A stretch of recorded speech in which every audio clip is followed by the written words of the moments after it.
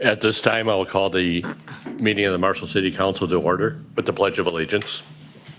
I pledge allegiance to the flag of the United States of America and to the republic for which it stands, one nation under God, indivisible, with liberty and justice for all. Welcome everyone here this evening. We do have an agenda before us. I'd like to add an item to that agenda if it meets the consent of the council, and I would add this as the first item of new business before agenda item number 4. And the item I would add is an emergency ordinance to establish a moratorium on the sale of hemp-derived THC food and beverages. Is the council okay if we add that? Yes. Yes. Okay. I have provided our city clerk, Stephen, with a copy of that, so he'll be able to, and between he and EJ, we'll be able to insert that into the agenda with the language that is there when we get to that point. Is there any other item on the agenda or any other item to be added or deleted to the agenda? If not, we'll operate under that agenda. The first item then would be to consider the approval of the minutes of the work session as well as the regular meeting. Both were held on June 28, 2022. The council does have the minutes of both of those meetings. Are there any corrections? Move approval. Second. Motion by Steve, or motion by Craig, seconded by Steve. Discussion? Or excuse me, there's no discussion on minutes. So we will move to a vote.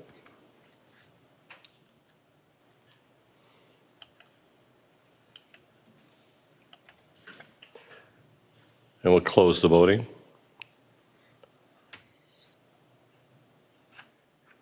And the motion passes. Agenda item number 2 is the Baldwin parking lot reconstruction project. Several items to consider here. First, to consider the development agreement between Quest Corporation, also operating a CenturyLink, and the City of Marshall. Secondly, to the resolution that would declare the official intent regarding the reimbursement of the expenditures with the proceeds of tax-exempt bonds. And then the final item would be the resolution that would accept the bid and award the contract for the reconstruction of this parking lot. I'll call on Jason Anderson, Director of Public Works, City Engineer, to present this agenda item. Jason? Thank you, Mayor. This is a reconstruction of the Baldwin parking lot located behind City Hall here. We originally planned to reconstruct this parking lot in coordination with the downtown reconstruction in 2023. Understanding that we had some issues with reconstructing the Addison lot by the movie theater, we pivoted to put this lot first, and we'll do the Addison lot in 2023 instead. So this proposed project is reconstruction of the entire area bounded by Fourth Line and the CenturyLink or Quest building.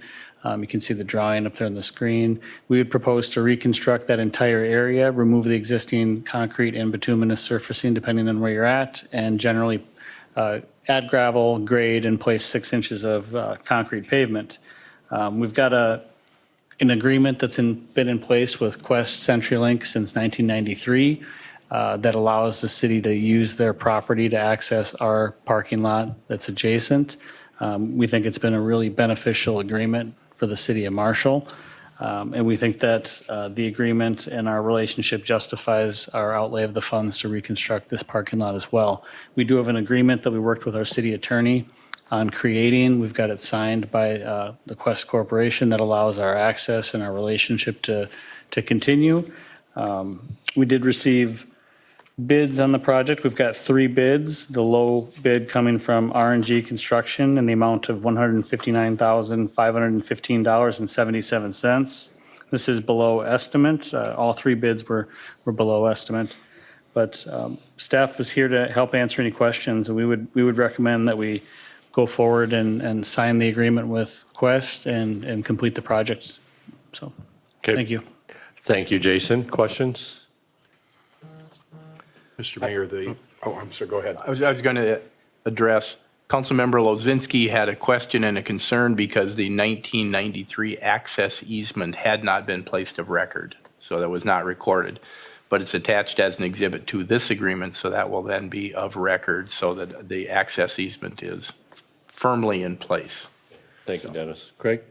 Yeah, this did go in front of the PINT also for a lot of conversation, and it was a 2-to-1 recommendation to move forward also with this project. Any other input? If not, I would entertain a motion on item 1 under agenda item number 2, the development agreement between Quest and the city of Marshall. I move item 1. I will second. Motion by Craig, seconded by John. Discussion? If not, we'll move to a vote.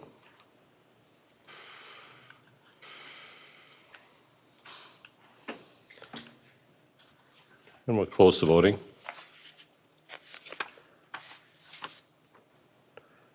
And the motion passes. Second item then would be the resolution declaring the official intent regarding the reimbursement of the the expenditures with the proceeds of tax exempt bonds. I move the resolution. Second. Motion by Craig, seconded by Steve. Discussion? If not, we'll move to a vote.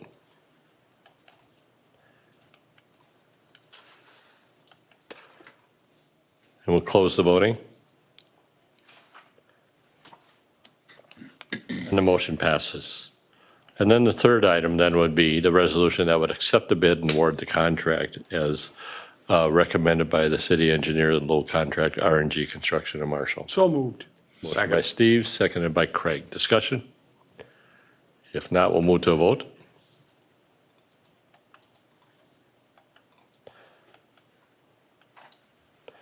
And we'll close the voting. And the motion passes. Agenda item number 3 is the consent agenda, and the only item on the consent agenda is the bills and the project payments. So I would assume there's no item to be removed from the consent agenda. Is there any questions here? I move the consent agenda be approved. I'll second. Motion by Craig, seconded by Steve. Discussion? If not, we'll move to a vote.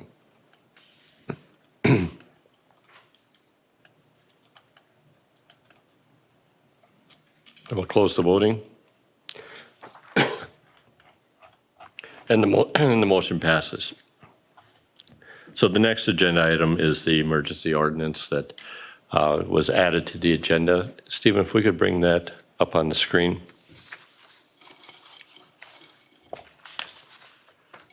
And if we could make it a bit larger. So the first part of the what's on the screen, section 309, this is from our charter that allows the city to do emergency ordinances on the vote of at least 5 members of the city council. And then it would go into place no sooner than 24 hours after this meeting, okay? Dennis, feel free to chime in on anything that I might be misstating. This proposed emergency ordinance, the language is there to establish a moratorium on the sale of hemp-derived THC food and beverage in order to allow the city time to study the issue and consider licensing and rules and sales management controls on the sale of hemp-derived THC food and beverages, similar to what we have in place by ordinance for tobacco sales and products that has restrictions such as, and including, behind the sales counter for the items, checking the IDs of the purchaser, enforcement, compliance, and compliance checks, as well as licensing fees. All those things would be part of the study, and if this ordinance would pass, I would expect that the Legislative Ordinance Committee would discuss this this issue. And of course, this is all because of the law that was passed on July 1st by the Minnesota legislature that allows the sale of THC, hemp-derived THC products in food and beverages up to 5 milligrams of THC. And, but that was the extent of the definition as well as any regulation that would go with it. So cities across the state are really in the same situation as we are, is that there's a product that has been authorized with no regulatory language that goes with it. So ultimately, I'm sure in the next legislative session, and our representative from the Coalition of Greater Minnesota Cities, Marty Seifert, may want to comment on this. Ultimately, I think this will be clarified by the legislature, but they won't be in session until next January. So in the meantime, that's the purpose of the interim ordinance or the emergency ordinance, to allow time for the city to really get a handle and understand this issue. So with that, Sharon, did you want to add anything? I'll just add that the league put out a bulletin or a email on July 11th, I believe. Actually, the date is July 5th, according to this, and it said the cities may want to update regulations and employee policies as a result of this new law. And I also, prior to the meeting, gave the mayor a 6-page document from the Board of Pharmacy on just THC and kind of what it means. And it's, to me, it's complicated. Probably Dr. Meister would be easy to read, but kind of gives support to maybe let's just kind of pause and make sure we kind of know what we want to do with this new law. And I think the ordinance that the mayor proposes it really just buys us time to see how we want to approach this new issue or item. I'd open up for any input from the council, or Marty, you may have some comments you want to make also. I think, speaking as a physician, this is a good idea. You know, THC is coming. We all know it's going to be coming at some point or another, but I think this is a little premature, especially when it's submitted as a food item. It's not taxable. It's the THC component, THC versus CBD. When you look at marijuana and hemp, CBD has the more medically, in most cases, the more medically favorable side effects. THC is the more psychoactive drug, and that's, you're putting that in hemp, and there's, again, the state did this. We have no regulations, we have no monitoring, we have no taxing. I worry about the people who are most at risk, the children, the young, the elderly, people on multiple medications. You go get a THC containing brownie and you don't know you're getting it, you give it to your kids, and the next thing you know, we've got all sorts of problems with kids running to the hospital and having all sorts of issues.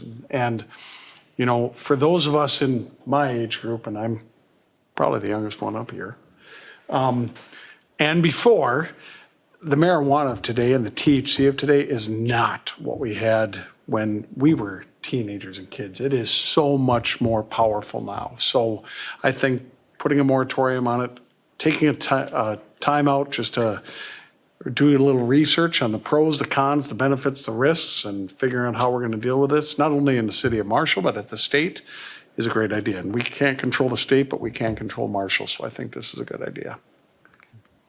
Any other? Just a comment that, you know, as the state has it right now, anyone can sell this product. It doesn't matter who or what, you know, we look at basically any storefront here in town or anything, you know, it can be sold. So it really leaves it open. Glad to see that this is being taken care of, and we can buy some time to really stop and think about and see what we need to do. Any other comments? If not, I'll move us to a vote. Do you need a motion in a second? Oh, we need a motion, yes. How about if I make a motion to enact the emergency ordinance as presented? Motion by John, I'll second. seconded by Steve. Discussion? If not, we'll move to a vote.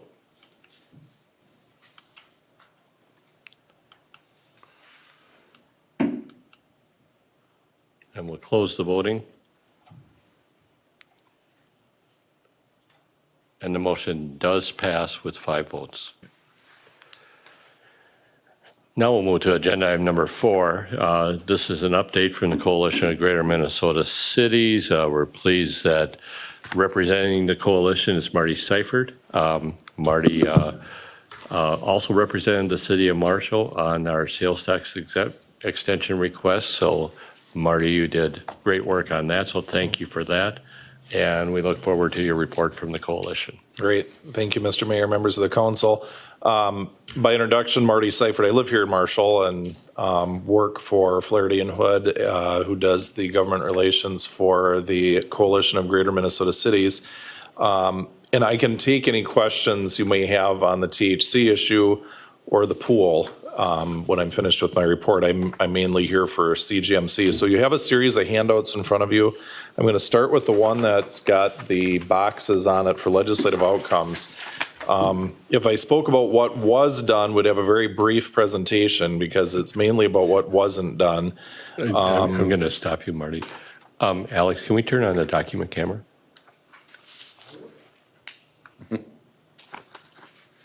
So the legislative outcome sheet is a chart that talks about the top issues that our board of directors gave us the direction to try to enact in front of the legislature for the 2022 session, starting with local government aid, which all of our cities get. It's a very big part of the budgets of a lot of rural cities. We advocated for a $90 million appropriation increase coupled with a We're using new technology for the okay. first time, so you're our do you want me to be a test facing? pilot You on just this. put that there and I'll stand behind it. Over them? There we go. Is this better? Okay, how about like that? You can hear me. There we are. Okay, so we advocated for a $90 million increase in local government aid with a coupled with a formula update. The governor didn't have anything in his budget in regard to this. The House did update the formula and had a $34 million increase. The Senate didn't do anything. They basically did what the governor had, saying it was a non-budget year. Conference report between the House and Senate didn't change the formula, but they did come up with $30 million of new money and a hold harmless provision for those cities that, because of formula anomalies, may be going backwards in LGA.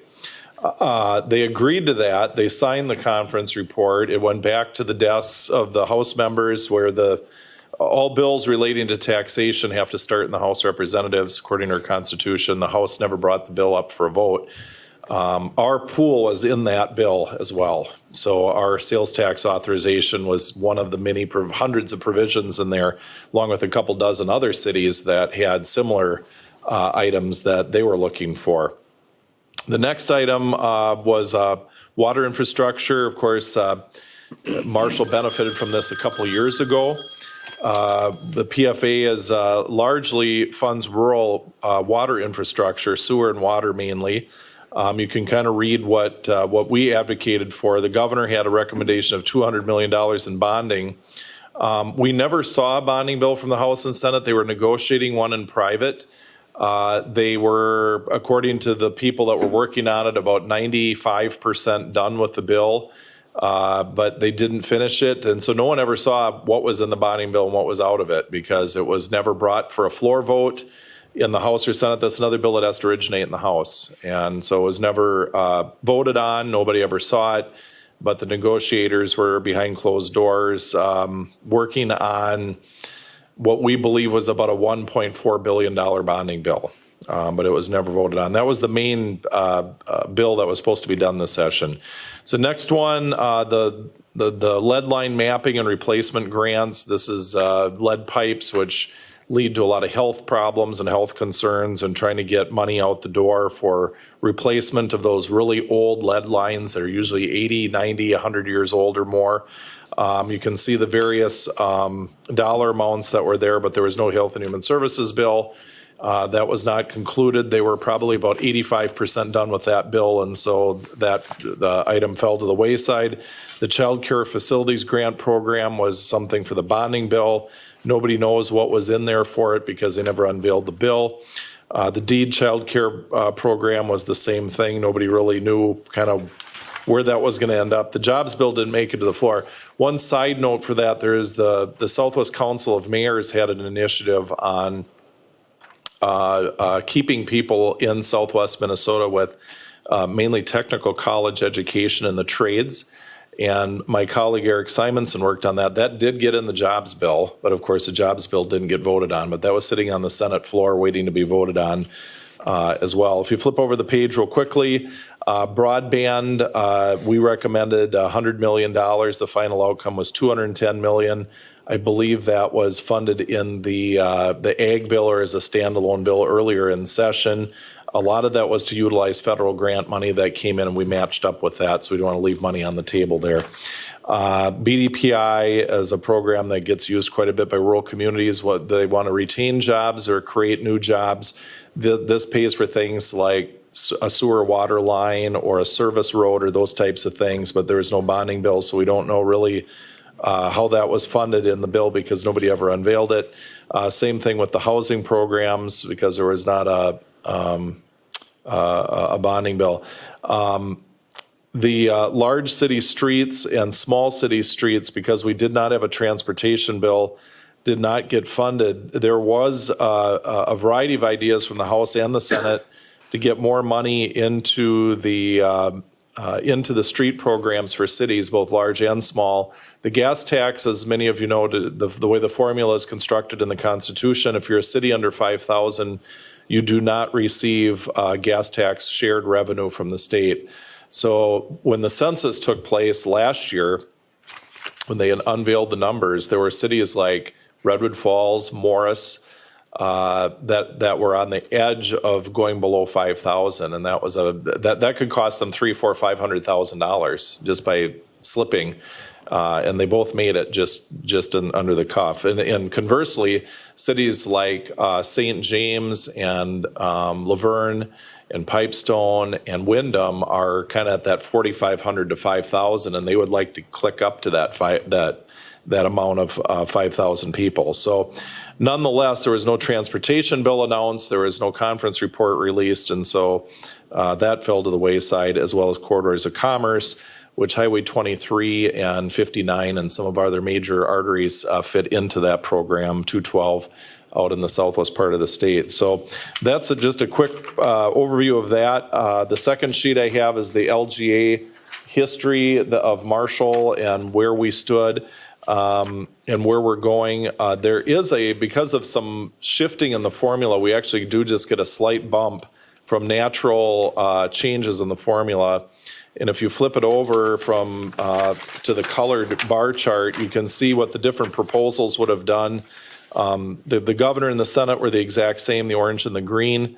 Our LGA proposal, of course, is the biggest because we wanted the most money with the formula changes and so forth. And so the way it worked is because we had no change in the law, no new appropriations. The orange, the green, and the light orange are all the same number, as well as the light blue on the far left because it's all current law. The tax conference report for the city of Marshall would have yielded, I believe, about $90,000. That's the blue bar, second from the far right. If they had voted on that tax bill, we not only would have had our swimming pool taken care of, we'd have had tens of thousands of dollars of new LGA coming into Marshall. The session report I'm not going to go through, but there's a two-pager that you can open up and take a look at basically all of the different things that we worked on, what happened in particular on certain issues, and there's narratives involved in that. And then we do have our Coalition of Greater Minnesota City Summer Conference coming up July 27th to 29th in Red Wing. If any of you can make that, we still have openings at the hotel and at the conference. They will be speaking about what happened during session and a lot of discussion about what we're looking at for next session. The entire legislature is on the ballot, so we could have a lot of different people involved, obviously different chairmen of committees, and the governor's office is on the ballot. So there's just a lot of interesting things going on, and we want to make sure we take direction from our members. So we'd like to always see representation from our rank and file. And the THC issue that you just discussed, The only thing I'd say on that is that we've always been for local control of various issues. You want to have Sunday liquor sales, Marshall can figure that out. You want to have certain other issues, you can figure that out. So, the legislature, I don't know that they purposely legalized this. I think there was some confusion in one of the bodies, but nonetheless, we've always kind of been for the local control for you guys to figure out what you want for your community, and we'll always stand by that unless we're told by our membership otherwise. That state preemption in certain areas makes sense, constitutional rights and so forth, but in things like this, it makes sense to have local control. So with that, I'll stand for what questions that you might have. So Marty, first off, thank you for your presentation. Thank you for your work. Sure. Looking to the 2023 session, and specifically on the tax bill, although we could talk about other things, do you anticipate that the same tax bill will be brought forward? And if so, obviously it won't be the same, but if the sales tax extension for the city of Marshall is included in that, do you think it would be possible to have provisions not only for Marshall, but for the other communities as well that were in the agreed upon tax bill for the similar sales tax extension or new sales tax for some communities that would be subject to a local referendum election, that could be held at a special election rather than wait to 2024 general election? That's a great question. I think the best answer is it'll be a different tax bill because they'll start from scratch. Right. They could have different chairs of both bodies. Well, I know the House will because Representative Marquardt is retiring. So they will have a new House tax chair regardless if there's party control change or not. My recommendation for the cities that are on the list, I think there's 20 to 30 cities that wanted a sales tax of some sort, would be for them to talk to their legislators or, if I'm in the saddle doing government relations, whoever, that they add into their legislation to allow for a special election in 23 because they missed the opportunity this year. Maybe it's during the regular general November election when there's maybe a school board election, so the local election officials don't have to, because you have to pay for it too. Right. When you conduct a special election, but perhaps you can ride along with some other type of issue like a school referendum or special election for a council or county commissioner, something that may come up. I think otherwise you're waiting 2 years. Right. And that's a long time to wait in a situation like our pool. That's a long time to wait. So I think the legislation has to start over from scratch. You might as well just add in at the end to allow it to come up for, August primary or November. Obviously, it's an off year. It's not a regular election year, but usually during the year there's some type of an election of some sort, and if you have to pay to conduct one, that's part of the price of doing business.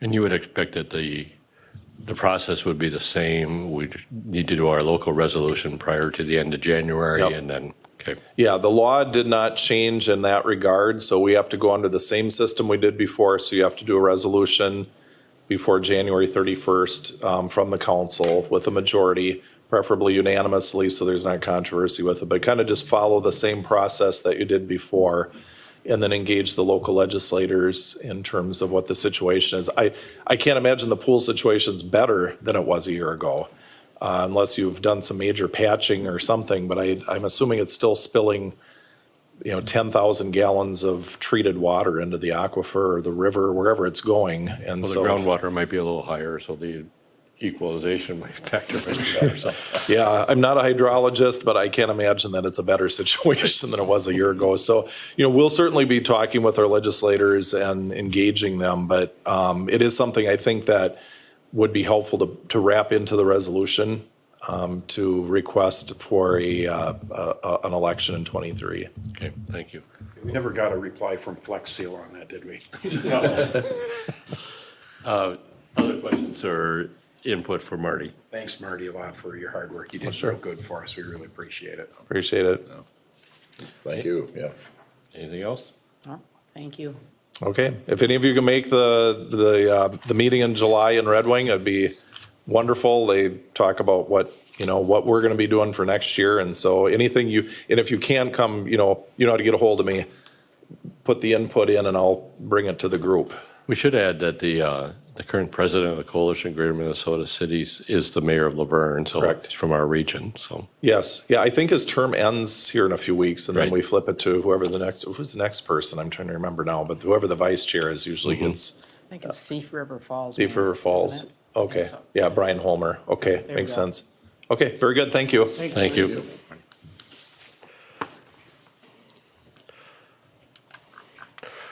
Okay, we'll move then to the next agenda item. This agenda item number 5. This would be to call for a public hearing regarding the annexation of the North 7th Street property. The owner of that property is Western Minnesota Municipal Power Agency. It's 80.52 acres. I believe. Dennis, you have this? Sure. That'd be fine, Your Honor. The next step, we've received a petition asking that property be annexed into the city of Marshall. There is a 1982 agreement between City of Marshall and Fairview Township allowing that to come in as an orderly annexation. Both the township and the city have to hold a public hearing. Assuming the hearing authorizes the annexation, then a joint resolution between the two governmental boards would be signed and then submitted to the Minnesota Boundary Adjustment Board for approval of the annexation. So it starts with a call for a public hearing to be held at the next city council meeting. That notice would be published yet this week. And this was discussed at the Legislative and Ordinance Committee, I believe, No, or one of the committees, Public Improvement and Transportation. could be. I think it was Yeah, I think it's PINT, and That's been a while back, though. Yeah. Yes. Okay, I believe at that discussion as well, the members were clear about being specific for the parcel, for this particular entity, than not going beyond that property. Right. So Correct. That is The- right. Yes. call for public hearing and the specified property is just for the particular entity that is in this document. is there a motion to call for a public hearing? So move. Motion by Craig, seconded by Russ. Discussion? If not, we'll move to a vote.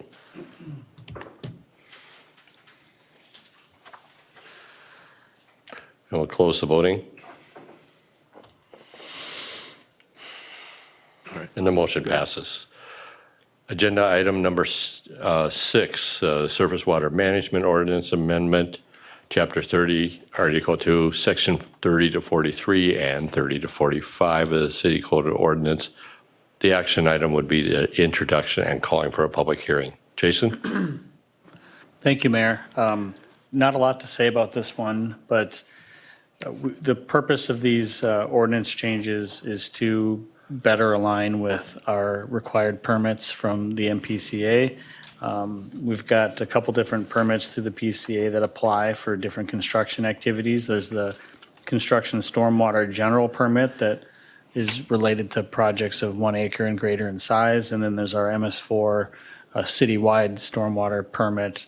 Both of those permits have pretty specific guidelines and regulations that are required for different development projects. We just feel that our existing surface water management ordinance is maybe a bit redundant. So we are proposing to strike a lot of that ordinance and replace it with references to those two permits that I referenced. I can take any questions if there are any. Questions? And the question that I have, Mr. Mayor, might be better served during the public hearing, but I'm going to raise it anyway, is that, so we would be adopting requirements by reference to the state permit, which when it changed, then ours would also change, correct? That's correct. Okay. Okay. Any other questions for Jason? If not, is there a motion on the introduction of the ordinance? Also move.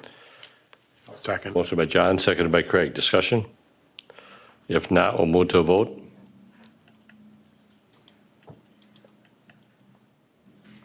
We'll close the voting. Motion passes.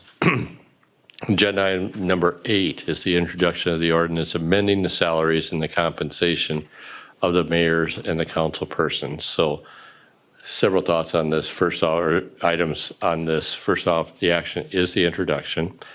we are in this awkward place every year or two where our city charter asks us and requires us to discuss the salaries of the mayor and the council person each July. And state statute has language where any adjustment in the salary of the mayor and the council would be effective after the next city election, which happens, of course, every 2 years.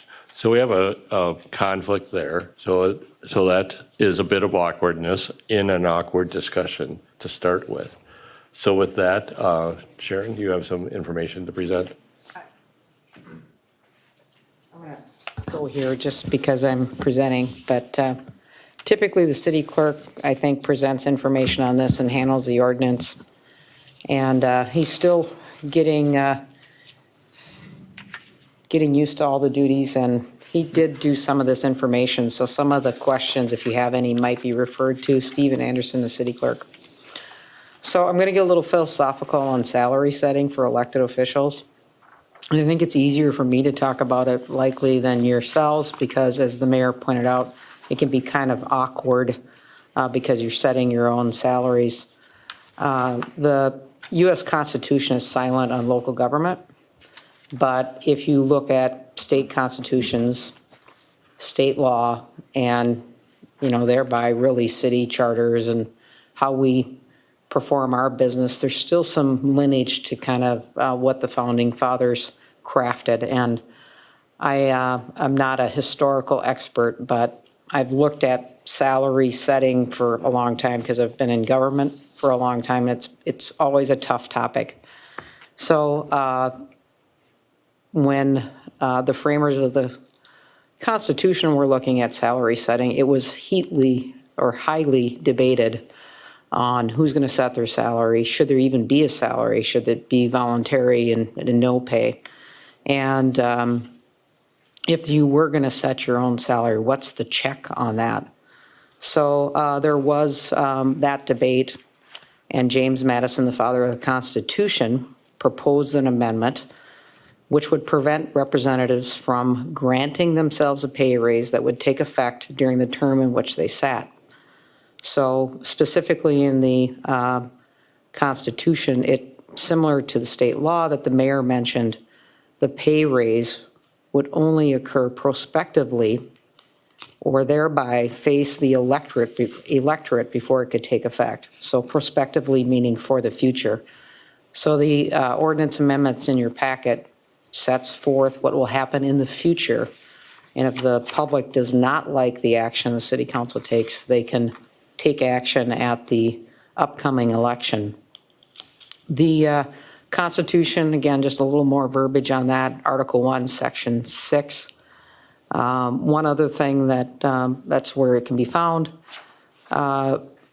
James Madison, again, stated that one of the reasons to even have a salary is that they did not want congressional office for becoming an occupation that only the independently wealthy could pursue, and thus setting or having a salary for elected officials was important to the framers of the Constitution.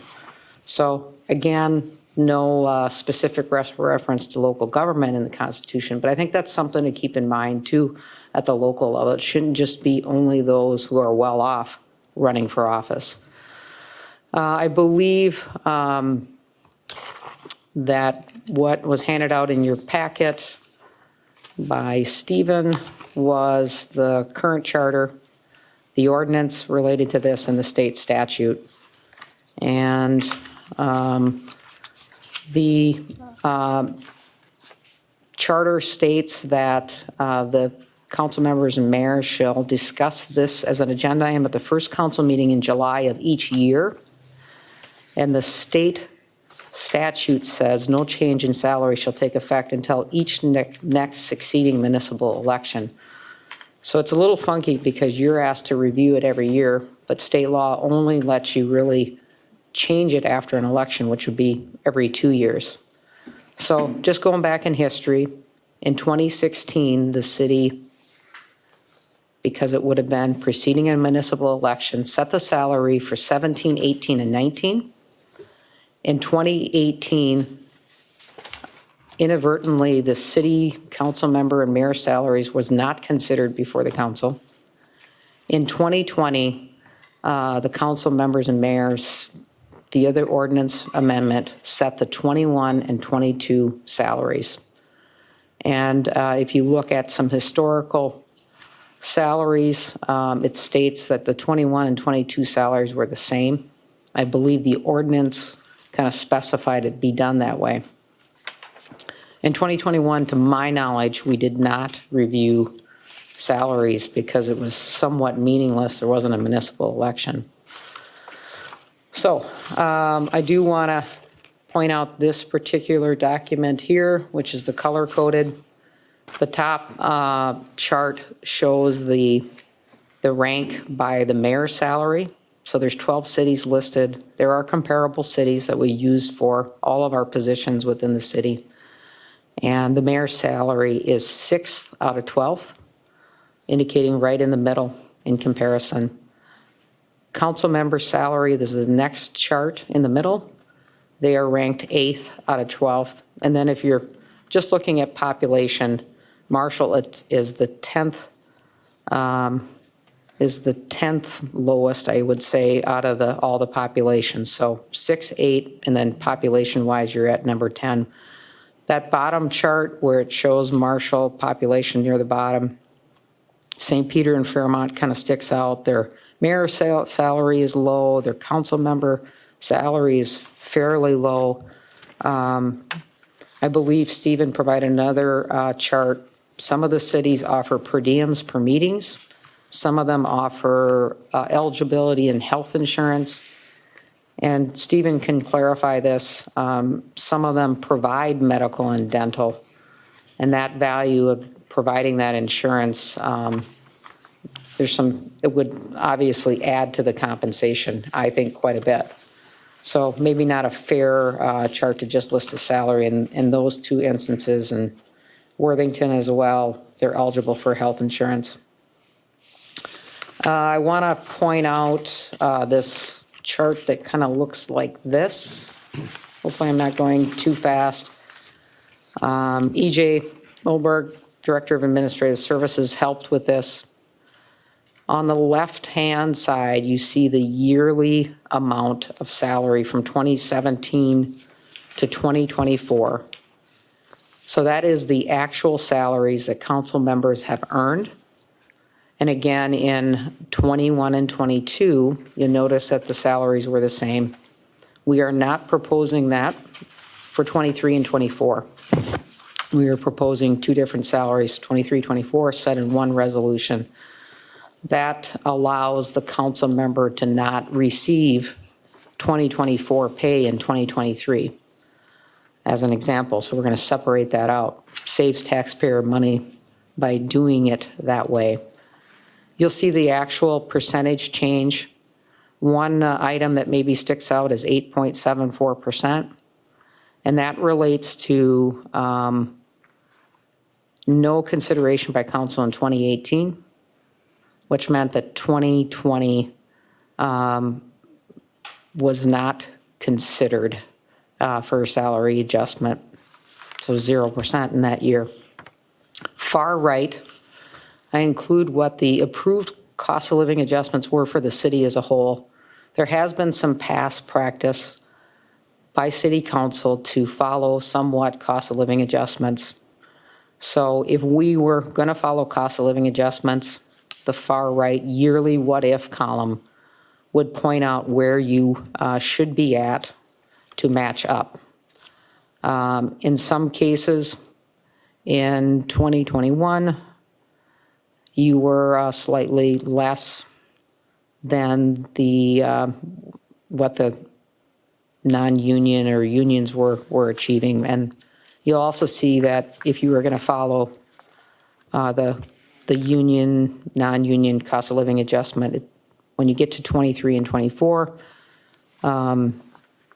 it's slightly lower in 23 and in 24. So let me restate that the ordinance would allow it to be slightly higher in 23 and 24. And that was just really us putting in a 3%, not going back to 8.74. So fairly in line with non-union and union cost of living adjustments. In some ways, obviously, you're the decision-making body. You're not part of the comparable worse study. In fact, the state statute doesn't define elected officials as employees under comparable worth or pay equity. So it's not necessary for you to follow non-union or union cost of living adjustments. So any deviation from that certainly is acceptable, up or down.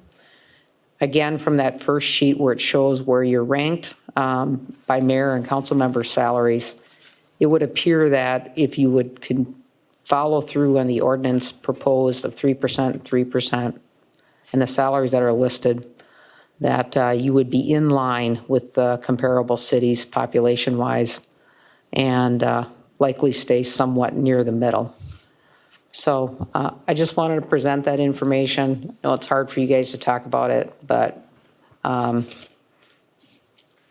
very common occurrence for elected officials to receive compensation. It dates back to original thought in the formation of our government. So I'm going to sit down and see if there's any questions for myself, EJ, or Stephen.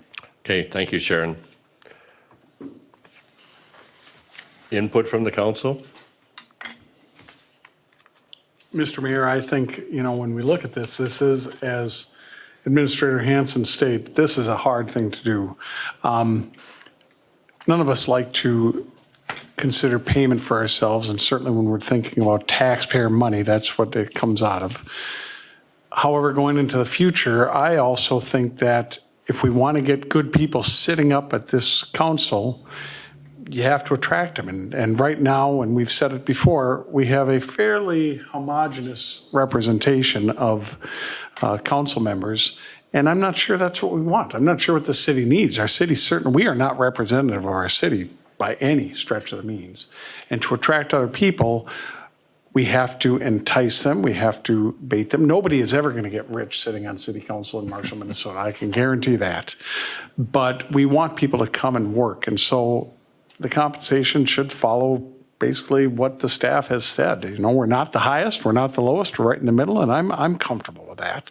And I think that will help allure people to my position, to your position, to everybody sitting up here's position, because none of us are going to be here forever.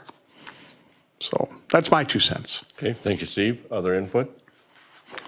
Just my only input on this one, just considering my own situation, whatever, I would make a motion to adjust the both the mayor and the council person's salary for 2023 and 2024 at 3% and 3% as presented. Your motion is for the introduction of the ordinance? Yeah, this would be an introduction for that, Yep. yes.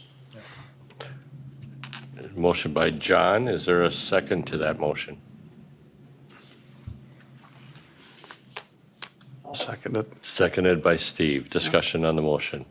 I think going forward, it's just what I said. You want to stay right in the middle, and I think that's the best thing to attract people to future positions. Any other discussion on the motion? If not, we'll move to a vote on the motion.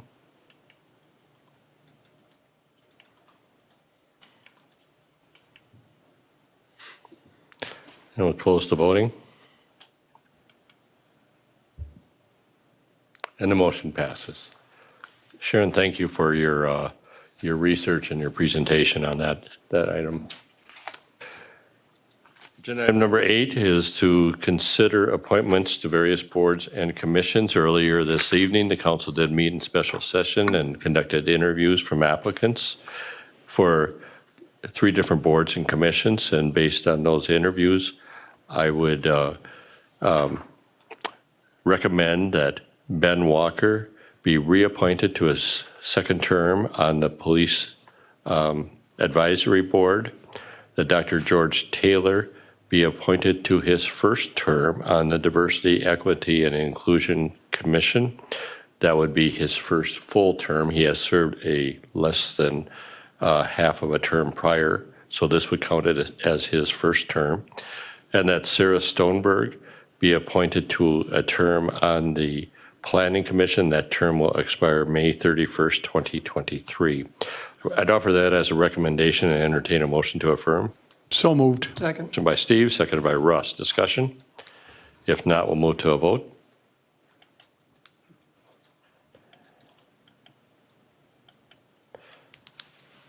And we'll close the voting. And the motion passes. Excuse me, Mayor, is that effective right away? There's a planning commission meeting tomorrow evening. Does that mean, she's eligible to attend that meeting tomorrow evening? She certainly is. Okay, So so she'll we'll need to make- be notified, yes. Okay, Mhm. thank you. Yeah. Believe that also has a full roster on the Planning Commission, which is a really good thing. It hasn't been that way for a while, so. Agenda item number 9 would be Commission Board Liaison Reports. For my part, the Fire Relief Association did conduct their quarterly meeting and received their annual audit report that was held this morning. Their annual audit report had good news. This is the audit report for the performance of the fund, as well as found no findings, and also reported a 12% return on their fund in 2021. We also had the update then for the current year from the fund manager, which is Bremer Trust, and there's a 16% reduction in the fund. We all probably have some knowledge of personal knowledge of that with our own retirement accounts. So the fund actually regressed by 16%. The other part of that annual report then, an audit report, is the schedule that's required by state statute that not only determines the possible level of pension funding for each of the members that the fund would be eligible to authorize, but also determines what the contribution from the city would be. And the contributions really come from 3 sources. One would be the performance of the fund, and again, that's a negative performance for this coming year, so that impacts the formula. It's also impacted by retirements, and they are in a place where there's a number of experienced people, that 1 or 2 or 3 that are leaving the department, so that means that they withdraw their balance, so that reduces the size of the fund. That impacts the formula. There is state funds that come from a surcharge from auto insurance, and that is expected to increase by just over 3%. So then the bottom line, and Russ, you were on that board at one time, the bottom line is, what is the responsibility of the city? And we've gone through several years based on a number of factors, but primarily the performance of the fund, where the city hasn't made any contribution, hasn't been required to make a contribution. For 2023, the preliminary numbers look like it will be just under $3,000 would be our city contribution. They're going to finalize those numbers by the end of July. By finalizing it, determine what their actual roster is and credit the one member who did retire and factor that in. So that'll be what is necessary. So we would anticipate that if the number was right now is $2,906, it would have to be budgeted for the Fire Relief Association. Okay. The Southwest Regional Development Commission has their annual meeting in Marshall this Thursday. Mr. Mayor, Yep. did that level of increase, won't affect the level of increase per year of service? No. Okay. No, the benefit level is $5,800. That'll stay the same. That'll stay the same. And it's, a good point, because that same schedule also shows whether or not the fund would allow an increase, and it does not yet. Okay. So, okay. With that, Craig, I don't have anything, Mr. Mayor, thank you. Steve, Likewise. John? So we're talking, as far as committees go, we've got the DEI committee did meet first part of the week, or first part of the month. We had a fairly long discussion on the World Cafe summary. We have not received the written information yet. This was all verbally with the company that did facilitated the World Cafe. So there's a number of things coming out from that. Should be very interesting for the DEI committee to address, as well as some things that I'm sure will be coming back to the council when we get the full written report. Also attended the Housing Commission meeting. They are very close in settling an issue that's been going on for about 3 years with some of their floor tiling. They're just right now finalizing the agreements, making sure everything's down in writing that as everybody has stated it would be, and that will be taken care of. Did have a request for engineering if they could take a look at just looked at it's the inside corner primarily, but just take a look at Winchester Street, and there's a kind of a bad spot in there that may want to see if it needs to be repaired before winter sets in. There's some asphalt breaking loose, and maybe just see that street, it's only a block long, but see if that's on the listing someplace as far as getting resurfaced. There's a lot of breaking up on that asphalt, so probably would appear just one spot to me that may needs to have some repair, but beyond that, the rest of the street will need it sometime fairly soon. It's starting to break up. So, and that's about it. Okay, thank you, John. Russ? Adult Community Center has not met. CVB will meet tomorrow. The Library Board met last evening, and we discussed the 2023 budget. And Michelle will be here. I think she's scheduled for July 26th to present to the full council on July 26th regarding the 23 budget. We also adopted, we had some savings in our utilities with being down, so we're going to do the final replacements for the LED lights above some canisters, so that'll hopefully we'll get a rebate from the utilities and save some money. And then kind of a positive news, they have an opening for the librarian in Gallatin, and believe it or not, they had 12 applicants. They will be interviewing 5 of the candidates for the Gallatin position, so which is, Michelle said, it's very highly unusual to have not only that many applicants, but good applicants. So, and then lastly, she just wanted me to share they have put together a kind of a history in honor of Marshall's 150th and Lyon County's celebration last year. So you'll each be getting a copy of that when Michelle comes on the 26th. So that's all I have, Mr. Mayor. Thank you. Okay, thank you, Russ. We'll move then to council member individual items. Craig? I don't have anything, Mr. Mayor. Thank you. Steve? Nothing, sir. Russ? The only thing I have, I think Community Services did a great job with the burger feed they had out at the new ball fields. The wind was blowing about 45 or 50 miles an hour, and there was bags of chips flying all over the place. But I think the kids had a good time, and Jason was out there. It was they did a remarkable job for the conditions that they experienced. So congratulations to the little kids and those individuals. So that's all I have. And they served like 500 people, didn't Yeah, they did. Yeah. So, John? Just a couple of things. One is a comment on the fireworks display that was 4th of July. Very nicely done.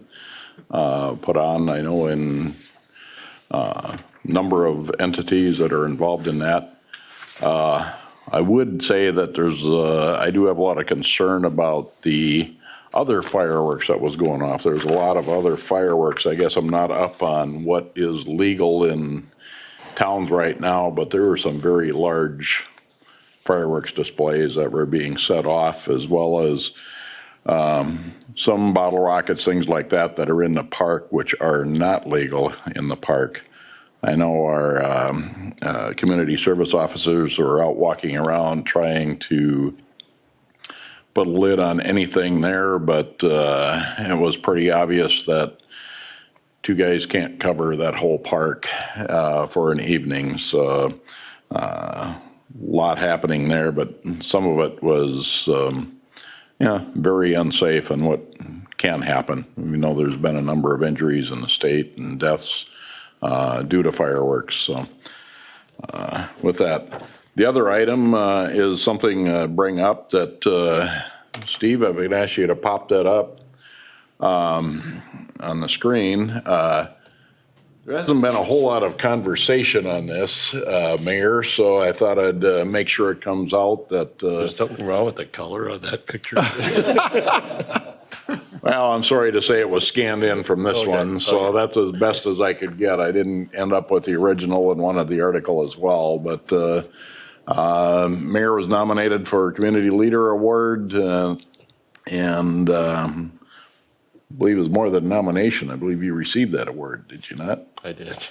Yes, so it was not that well publicized, so making sure that our citizens realize that the mayor was recognized by, in this case, Missouri River Energy Services for his work, 30 years of work with the city and working with the MMU Commission. So, and thank you, Steve, for a little bit of that technology add-in. So don't blame him or me. Thank you, John. Let me just report on a couple things or comment on a couple things. John mentioned the Independence Park. I think we should also note that the trails are near completion. Jason, I think you'll probably report on that, but they actually really have turned out great. So very good work. So the 150th Planning Committee met again today. There is a web page, there's a Facebook presence, and probably a lot of people know what's going on, but there are a lot of things that are going on. It will be held, the main events will be held in conjunction with Sounds of Summer. The specific things related to the 150th, and they include the birthday party that will be held on Friday. That includes the entertainment by Jet Skrine, the magician entertainer, who is nationally known, but of course, a native of Marshall. There'll be inflatables, there'll be a DJ, there'll be a clown, there'll be carriage rides, there'll be a lot of things that will be going on. There also will be a Arts and Living History Festival that will be held in conjunction with this. There'll be a fashion show. There has already been bingo at the Red Baron Arena. Guest caller for one game was Sharon Hansen, our own city administrator. There's also a number of, there's a lot of things going on. There are a number of souvenirs that are available, and I think marketing of these souvenirs will be ramped up as we get into July and Crazy Days and other events. But if anybody is interested in a bucket, there's two sizes of bucket with this is kind of a throwback to when Mrs. Whitney threw the pail of water and christened the city and named the city. So there's two sizes of the buckets. There's a lot of them available. There's other things that are available. They'll be available for sale at the museum, or there'll be a vendor display in front of City Hall on Crazy Days that will have them. So for really a lot of details, I would encourage people to go to the city webpage and then click on the tab for the 150th, and there is the full schedule there. I'd also acknowledge that there's probably about 25 people that have regularly participated in this planning committee for really the past 6 to 8 months. They've been meeting at least monthly, and now, of course, they're meeting almost every week. But so a lot of good volunteer efforts that have gone into this. Again, the dates of that as well as Sounds of Summer, August 18th to 20th. With that, I'll move us then to staff reports. Sharon? Just a couple follow-up from council member reports. If, and I could email Dave, but we certainly can issue the mayor award to the newspaper. They probably would appreciate it in print form. I don't know if it's possible to get it or what, but anyway, easy to do, just got to get it to the newspaper. And then just curious on the Gallatin Library Director, is that on the pay plan that was recently approved? Or is it a different pay plan all entirely? Just curious on that. No, I think it's on the pay plan. Yeah, Okay, because it's just a replacement. okay. Just a little bit on the library, not full in depth. I did talk to Lauren Stomberg a little bit today about library and kind of where we're at with the budget. And I throw this out as consideration. Haven't talked to Michelle. Do we need to look at the agreement?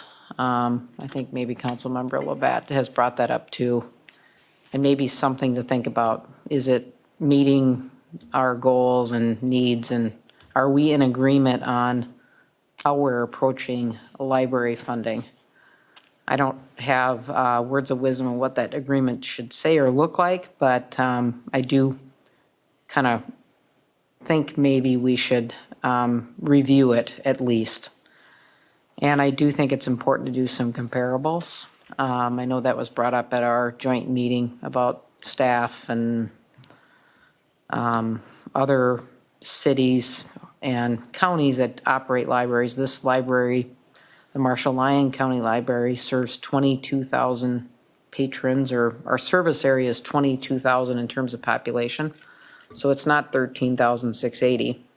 And I just think there needs to be some kind of consideration of how large this library is in terms of service area as well.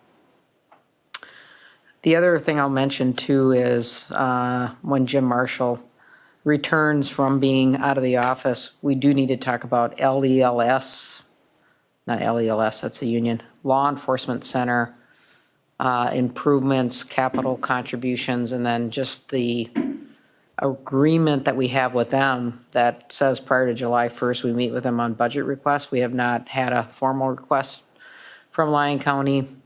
And I know just from reading in the newspaper, there's proceeding with a roof replacement. You know, where does the city fall on that? So there'll be some discussion on that. And briefly then, I'll just say there's two requests for proposals due this Friday. That is a city attorney request for proposals, and also the indoor recreation and YMCA collaboration feasibility study. I think there's interest in both. I have not seen anything at this point, but I assume we will get proposals for both, and we'll visit with the mayor on how we want to approach both of those in terms of if we get interested proposals, selection, and things like that.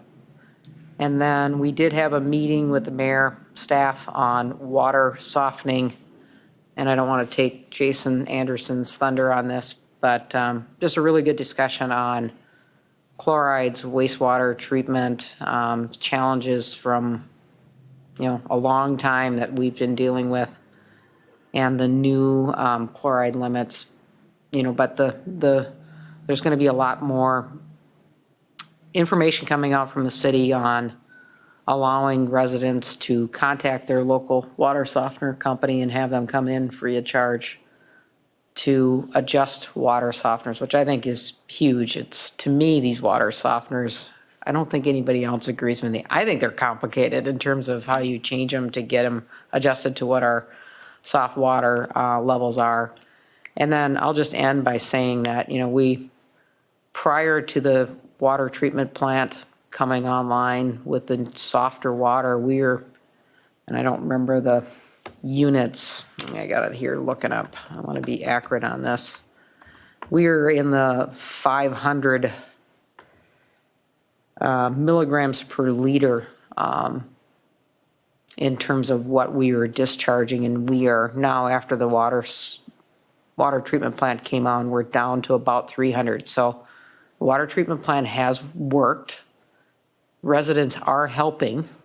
We just need a little more help from residents. So I wanted to put that out because I think there is some thought that we spent money and it's not doing anything. That's not true.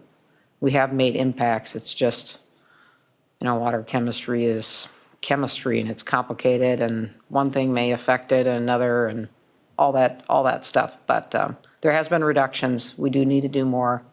We'll get out more information and hopefully we'll make bigger differences. So that's all I had, Mr. Mayor. Any questions for Sharon? Mr. Mayor, Sharon, Jason, didn't we talk about conversing with the industrial users? Have we done that?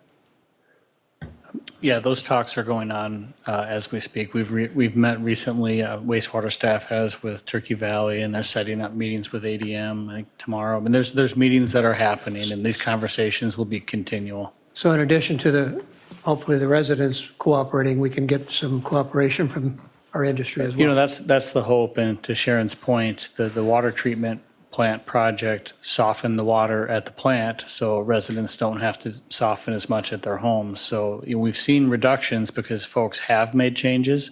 We just need more. So we're trying to get out and get into more homes with the optimization rebate, the $50 rebate to the contractors. And I agree with Sharon. You know, water softeners can be complicated. They aren't that simple all the time. And beyond just adjusting the hardness number on your unit, there may be an opportunity to adjust how much salt gets used per regeneration cycle. So by making a couple adjustments, you can make an even greater difference, and that's what we want to try to do. So What's the response been for, because I know it's on Facebook, paying for have we had any kind of response yet? yeah, you know, I know that we're at least in the process of dealing with one old timer based softener unit that's been replaced, and I think that there's some conversations starting. So now that we've got all the pieces in a row, or all the ducks in a row and our pieces in place, I think it's important that we really communicate what the program is, and that's what our meeting with Sharon and the mayor was about, was making sure that we're sending out the message, and we'll be prepared to do that. I think the key is don't sell it completely as a rebate program, because the softener rebate's only in place for the timer-based units. It's really an optimization program with rebates that are available. So Can I also add, Jason, and the mayor and I just got an email at 3:09, and I'll share that with council, just showing the decline in chloride. And one of the comments by Scott, the assistant superintendent, is that back in 2014, when they knew this chloride was coming, they did specifically talk to industries, and this is in that email where it shows some reduction between 2012 and 2015. So good point. Okay. Any other questions for Sharon? If not, Jason? thank you. I'll start by concurring with Councilman Labatt that was a really nice event at the ball fields, even though it was hot and extremely windy. I think it went about as well as it could go. But it was, I think the most entertaining part was watching all the little ball caps fly off kids' heads and then scoot across the field to go get them. I thought it was pretty entertaining. A lot of fun, though. I'll do project updates. The Halber Road project is going pretty well. All the utility work is completed on that project. They're starting the road building phase, so they've got everything subcut, and half of the road is completely subcut, and they'll continue to subcut and prepare for tile installation and road building. So that's exciting. West Lion Street, the one block near the Block 11 block. Utility work is completed there already as well, and they're in the similar phase of subcutting and preparing to build the road. So that's going well and quickly. It's a small project.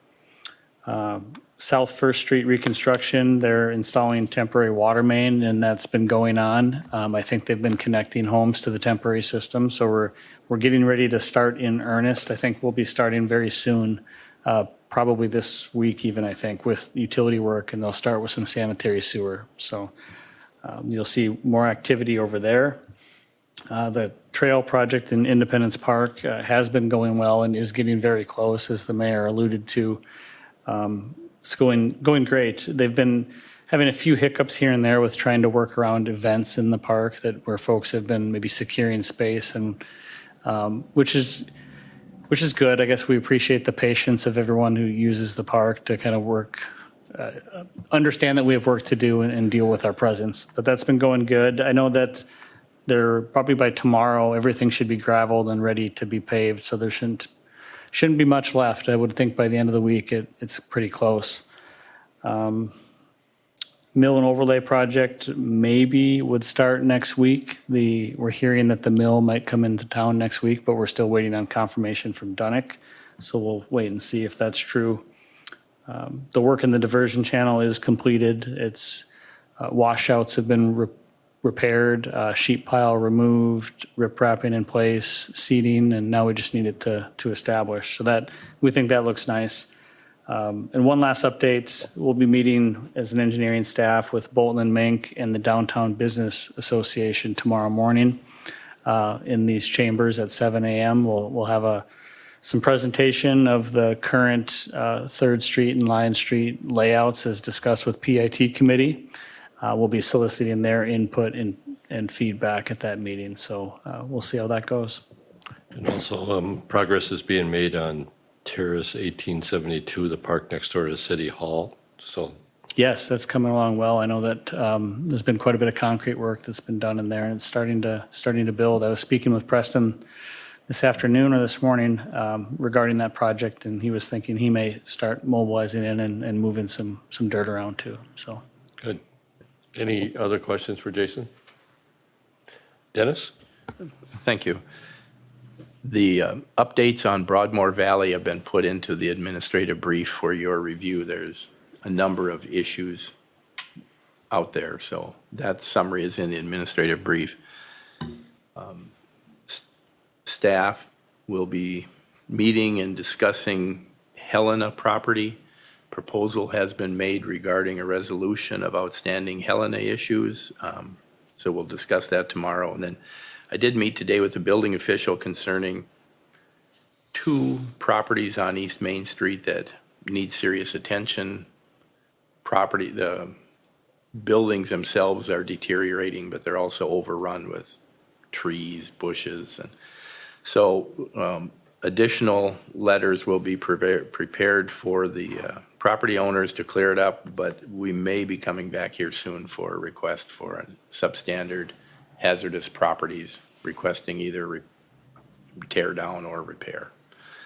So, yeah, Ray Hendrickson was quite surprised when he was doing one of the inspections, and he goes around to the back side of the house, and he cannot find the back door because there's about an 8-inch tree that has grown right up against the house. So he just went, how long has it been since anybody's been in that back door? And the one tree on another corner is growing into the house already. So, you know, interesting discussions and pictures. Thank you. Any questions for Dennis? The remaining items on our agenda include the administrative brief for your review, the listing of building permits, the listing of upcoming meetings. Is there any other item to come forward at this meeting? If not, is there a motion to adjourn? So move. Second. By Craig, seconded by Steve to adjourn. Discussion? If not, we'll move to a vote. We'll close the voting. And the motion passes. We are adjourned. Thank you.